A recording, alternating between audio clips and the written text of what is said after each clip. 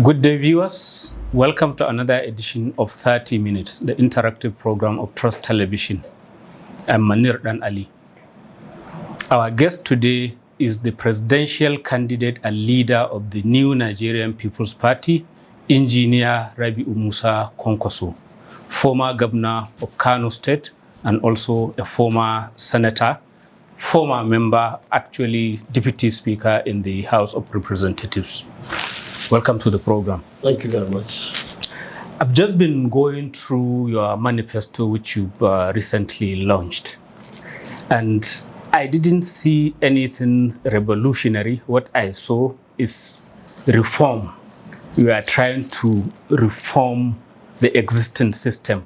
And many Nigerians are saying that the system needs more than just reformation.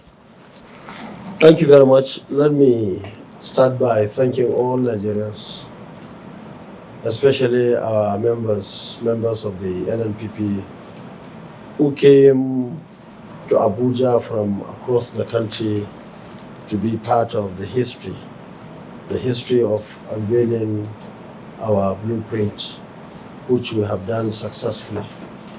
And I want to particularly thank our candidates who also created time to be with us, and the leadership of our party from the wards to the national level who were able to come to Abuja.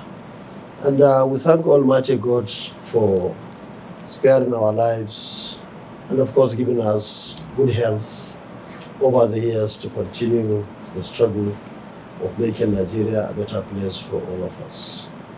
We are the only party without a crisis among the leading parties in this country, and we are very happy and lucky about that.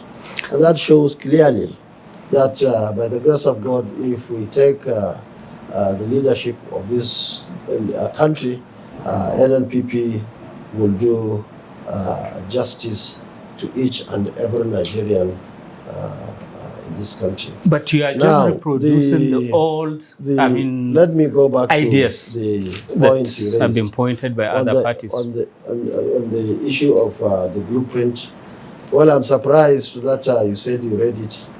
But from what you said, it's like you read other parties' blueprint. Ours was complete departure from what we have seen from the other parties in this country. We are the only people who came out boldly to mention the problems and mention the ways and manner which we believe can solve those particular issues. I can give you a specific example on electricity. You are saying that you want to raise production to 25,000 megawatts. Other countries are talking of gigawatts, not megawatts. So that is why I said now, but in how many, if you read it in how many years? Yes, in a number of years. That's why I said you didn't read it. Yeah, please in a number of years. Listen to what is there. You listen to me. I am the author. I am the chairman of the committee. Dr. Bapa is the secretary, and many other professionals who worked on that issue. But you've now presented it to the public, yes, and the public understands. That's why I wanted to, if you say important. We raise it to 25, okay, in which number of it? So, you see, what I'm telling you is there are even more important issues now than even the electricity. Electricity is very important. What do you consider to be more important? The most important thing now is security. Without security, nothing can happen positively in this country. Everybody, all of us here are concerned, including the residents of Abuja. As a former defense minister, yes, you did raise the issue of raising both the police and the army, each from their current strength of in the police 230 to 1 million, and then the military from their current 250,000 to 1 million. But you didn't provide a roadmap. How is it going to happen? Where are you going to get the money to do it? I think you need to listen. Listen to me first. You are here to interview me. You should listen to me. I'm the author. I should tell you all those figures. And I think that is what Nigerians want here, probably from me rather than from you. You see, As a former Minister of Defense and, of course, the Chief Security Officer when I was governor for 8 years in Kano, and somebody who had the opportunity to be in Darfur and Somalia to study the situation there and advise President on how best to sort out those issues, of which we did. As somebody who has been to Liberia, Sierra Leone, Darfur, and so on, we have seen a lot over the years. We read a lot over the years, and we sat down and looked at the entire security architecture in the country and came up with a position which we believe is the best. And in fact, we had wanted to bring it much earlier, but we thought that there are so many people who want to photocopy whatever we say or do and put in their own blueprint. And that is why we took our time. We left the three other parties that people are saying are the major parties in the country to let Nigerians know what they wanted to do. And we came up with something that is very comprehensive, something that is very organic, and something that Nigerians are hailing, of course, happy with what we have done. So let me say that you are absolutely right there. The population or the number of the military was less than 250. Of course, the number of the police was also about 230.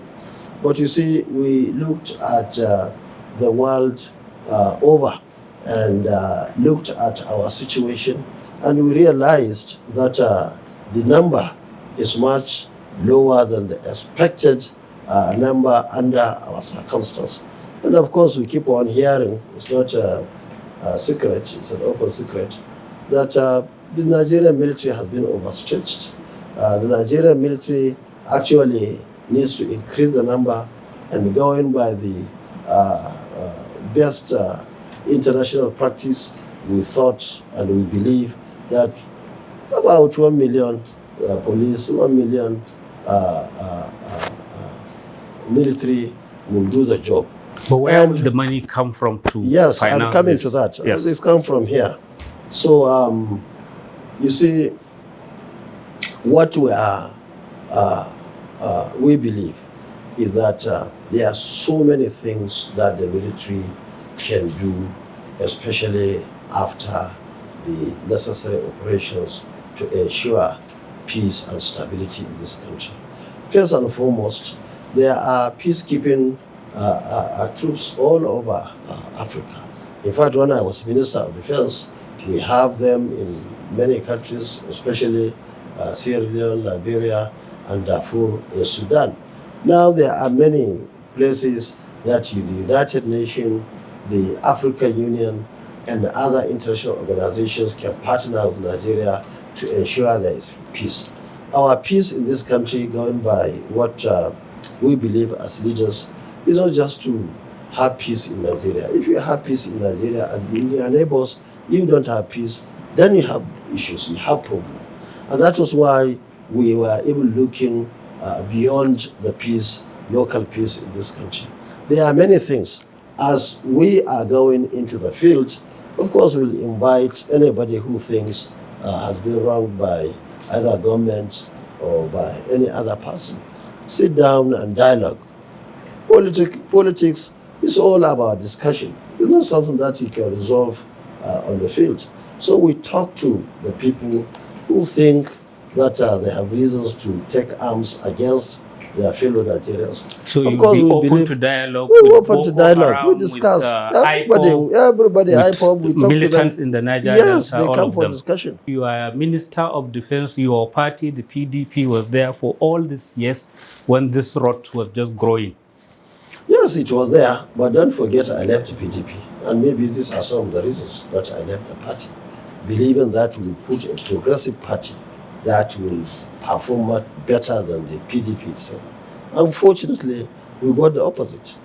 And in fact, PDP itself is banking on the fact that they feel they are bad, but APC was worse than them. That's why they thought they would win the election. But with the emergence of NNPP, everybody, every Nigerian who really understands how the politics works, anybody who has our history and antecedents, now are believing in the NNPP. And that's why NNPP is the only growing party. Others cannot do anything. One different. area that your manifesto was silent on and is instructive is local government. Because when you were governor, you were accused, even by the then former president, Goodluck Jonathan, of diverting local government funds. And a lot of people are saying that part of the Nigerian problem is the way governors have treated or almost extinguished local governments in That's the country. why I said you didn't have the patience to read it. It is there in black and white that we are going to give local governments the independence, the financial independence, and so on. It is written But will clearly. people believe And what let me you've tell written you, in the paper rather let than me what tell you you. practiced as governor? Look, you see, Jonathan or anybody can make allegations. And that allegations could be true or false. I can tell you it's false. But some people went to court over the matter. So, okay, what did they say? What is that? Well, they made accusations. They said that some amount of money, I think amounting to 2 billion naira, was taken away in the name of some mobilization for road construction in the state. That's what they said. So what happened? Well, I didn't follow all the details, but that is the I thought you would follow the accusation. details for you to bring it here.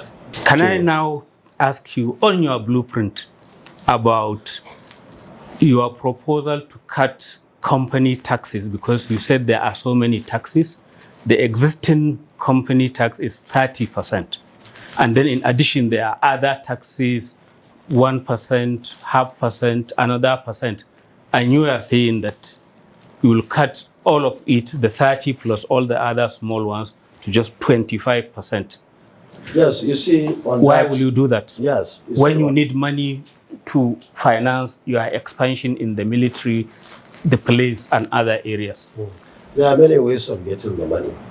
But you see, even that with that 25%, when you compare it with over 30% that government is charging now, you see, one, you create problem of so many people running away from the country because of the double taxation, because of the level of that taxation. So many of them are going to our neighboring countries to go and do that.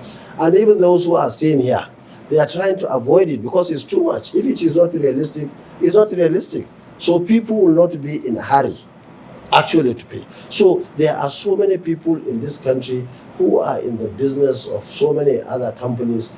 At the same time, they are trying to avoid the tax because of it. So you have to be realistic, you have to be practical, and you have to be competitive. And that was why comparing what is happening elsewhere, that's the international best practice, is to go for that percentage. It's not like we don't want money. We believe that we can get more money when we have 25% more than when we have 33.5%. Which is not collected. They are not collected. So in our own estimation, we are going to encourage people to pay more tax. We are going to convince people to come back and establish more companies here so that the government can get more. That's the idea of putting 25% in our system. It's not like we want to lose money, but we believe we will get more money. And let me tell you, that is not even the main issue. The main issue of revenue today is even the issue of oil theft. Today in this country, we are getting less than 1 million barrels per day, while our allocation from OPEC is more than 2.2 million barrels per day. So what will you do to deal with this specific problem, especially when that's why you have the military. Even the security people are compromised, they are all involved in it. If you don't keep your eyes on people who are doing the wrong thing, of course, you encourage even more people to do the same. But there was more than that percentage happening even under your watch, because oil theft didn't start today. It's been there for during a our long time, we were even asking OPEC to give us more allocation. Things were working. At that time, nobody would dare go out and steal Nigerian assets. Not during our time. In fact, at that particular time, we are not even talking of Nigeria. We are going out there to protect other countries. But what was the reason why Adwa had to do amnesty? I thought it's because of the oil theft and the instability in that region. Well, Adwa time is different from him. I was Yes. Minister of Defense during Obasanjo days. I don't want to speak on the issue of Adwa era, but I can always defend the time I was Minister of Defense. Indeed, I will ask you some more exactly on the manifesto. But now it's time for us to go on a short break. Welcome back. It's 30 minutes, the interactive program of Trust Television. Just before we went on break, you are touching on oil production. And one of the interesting things in your manifesto is that you want to invest so as to increase the production capabilities of Nigeria, because at the moment Nigeria cannot even meet its OPEC quotas and there has been many years of non-investment. How are you going to succeed in that when the major oil companies are divesting from Nigeria and then oil is now becoming kind of a pariah that is seen as not sustainable? It's not like wind, solar, and other sources of energy, which you touched on in your manifesto. So how are you going to get these oil companies to be interested in Nigeria again? Now, you see, the first thing any responsible government should do in a situation like this is to bring peace. Nobody would want to go and commit avoidable suicide. People will want to invest, but in a manner that people are safe in those areas. And that's the first thing we will not provide, not only in oil producing states, but across the country. Because as it stands today, we have more issues with security even in other parts of the country, especially in Northwest and even in Northeast. And that's why we are increasing the number of the military. And that's why we are going to provide special training, special equipments, relevant technology, and so on to fight the situation or the insecurity of 2023 and upwards. And we believe that Nigerians have the number, they have the capacity, and they are determined to ensure peace in this country. And that's exactly what we do. Now with the peace, you will see people coming to invest. You don't have to go and shout. You see, we'll review everything in the context of the act itself. That I was a senator when it was passed into law by the National Assembly. We will do whatever it takes to encourage investors locally. We will also do whatever it takes to invite investors from outside the country so that we can work together with them in the area of oil and gas. And these are really, especially the gas, is the future of this country. You see, I never borrowed. I don't want to borrow anything. I'm not, even as an individual, I don't want to borrow money. So also in government, I don't want to borrow money. I was lucky I worked under Obasanjo, who not only did not borrow, but like me, he paid off the issue of debt that we had at that particular time. So, you see, there is so much money in this country at all levels. The only problem is the managers are not handling it well. The person I succeeded in 1999 borrowed a lot of money. I left, I didn't borrow money. The person I inherited the government from borrowed money. And even though now they are borrowing money, the last count I had was over 185 billion against Kano State government. So, you see, people are not serious. That's the problem. People don't keep their eyes on what they are doing. People see government as an opportunity either to make money or to benefit in one way or the other, or just the paraphernalia of the office. But anybody who will sit down, even at national level, I was here for many years, there is enough money. And on the issue of scholarship, there are many scholarships now. Federal Scholarship Board, PTDF, many other organizations, even TED Fund, even UBEC, spending a lot of money buying books and many things. Nobody even knows what they are doing.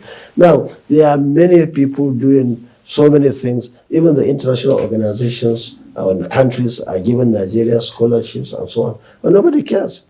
So what we intend to do, what you are saying as president is you are going to keep your eye on the board to make sure that nobody steals and the resources of the country are applied for the right reason. Exactly. That's what we did in Kano.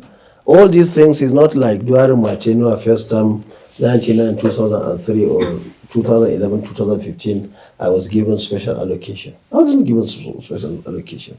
My first term, I lost a section election in 2003. 8 years I was out of government. But people of Kano compared 4 years and 8 years. At that particular time, the PDP government was not even supporting me. I was on my own. State government was not my own. Even the local governments, of course, belong to the state. And so also, issue of contract, issue of appointments, issues of many things, although there were no government. But the young men and women and people of goodwill in Kano State came together and voted for me. We defeated the government at that particular time, not in the influence of anybody. I lost election in 2003, mainly because of Bihar contest, not because of the person who contested the election with me. In northern Nigeria, everybody was coming to, supporting Buhari at that particular time. But until recently, the same person you are mentioning was in the same party with you. Well, this is politics. Politics is like market. If you like, you join me tomorrow, whether I like you or not, you take your card in your word. As I may not even know that you are a member. So with his departure now, do you fear that your hold on Kano could be shaken? Departure of what? The departure of your predecessor. I don't want to comment on anything. If you like, the candidates went to Kano. Candidates of PDP was in Kano for 4 days. The same thing was APC. They are all there. They didn't find it funny. They were there. Anybody can go to Kano. I don't want to tell you my position in Kano or in northern Nigeria or even in Nigerian politics. So is it a credit to the Kwankwasiyya Movement? You know, and what's the magic of that movement? Because some people on the negative may say it's like a cult. Others say, well, it's a very well organized system of patronage that ensures you get good results. You see the difference between Kano people and other people, even in the Northwest, is because Kano people know me better. The difference between Northwest and other zones in the North is because those ones know me better. And the difference between North and South is that North knows me better. And what we are doing now, trying to do now, is just to let the people in the South also know me as much as the people of the North know me. But how will you succeed in that? Yeah, that's part of it. Now we are talking. Not everybody knew I sponsored over 3,000 people in just 4 years outside the country. Not everybody knew I built 2 universities. Not everybody knew that I did all this sponsorship, hundreds of thousands of people in private universities. Not everybody knew that all the children in Kano are going to school. Not everybody knew. Not everybody knew that anybody who passed his exam from secondary will go to tertiary institution in Nigeria. In fact, it went to the extent that my 2 universities were complaining because we sent them abroad, many to private universities, many to federal and state universities. In fact, we built 300-bed hostel to Ahmadi Bello University, to Maiduguri University, to Usman Danfodio University, to Al-Kalam University, I'm sure even you probably didn't know. So we have done so much in terms of empowerment of young men and women. We have done so much in terms of empowerment of everybody in Kano. And whatever we are doing is not just restricted to indigenous. In Kano, we don't talk about indigenous. But we are talking of residents. Yes, but there is still, this Nigeria is big. And we are just in one state, which happens to be one of the most populous, Kano. But Nigeria is much bigger, and some are saying that, do you have the structures outside Kano, outside of Northwest, to get the big prize of the presidency? You see, I'm just asking, people have known the answers. You know, these are questions people are asking 8-9 months ago. You see, now I am telling you that the candidates that we have, the number and quality is much more than that of PDP and APC. That's the structure. They will have structure in every ward in this country, in every local government, in every state, in every zone, and at national level. So it's not like we don't have structure. Structure is solid. Those who are supposed to know are aware of it. And I want to assure you that there will be surprises. Many people today think that if there's election today, maybe there will not be an outright winner in the election. That's many people, it's everywhere now. Yes, I agree with them today. But from now to election, because we are the only growing party, all other parties have reached their peak. There is nothing they can do. PDP will do nothing. APC will do nothing to impress Nigerians today. Even the other party, they are talking just one go up. They cannot do any other thing. Nothing. So what you are saying is you are ruling out going into alliance or understanding with any party. That's what we you believe. Are going to be there to the end. That's what we believe. What? I mean, you are going to be there to the end, to the contest. You are going to be there until the ballot is cast. So it's not like you are going to go into some alliance with PDP or with APC or with Labour Party. Or Daily Trust. Well, it's not a political party. Trust. You add Daily Trust. We are going into alliance with Daily Trust also. So you see, what I'm telling you now is that now nobody is sure whether anybody will be outright winner. That's the issue now. But what I'm telling you, but as a practical politician, do you believe that? Yeah, I don't mind people talking about, because we are the party of the 2023. Because we are the only ones growing. Every day we receive people at all levels, including at national level. Even now we had to delay you because we had important people coming from Zamfara State and some other states in the south. So, you see, we are the party to beat. There's no question about it now. You know, people going to do fake and rigged opinion poll to suit them. Absolute rubbish. And those opinion polls are not putting you ahead. That's nonsense. In fact, we want people to keep on underrating us. We are happy with that. Let them keep on saying that. We know we are on the ground. If you like, go and get this cap. Go to any market in Abuja. Go to any market in the state. Go to any market in this country. You will see how people will hail you. Because people are sick and tired of what is happening today. Thank you very much, Engineer Rabiu Musa Kwankwaso, presidential candidate of the NNPP. Viewers, we've come to the end of this edition of 30 Minutes. Keep a date with us.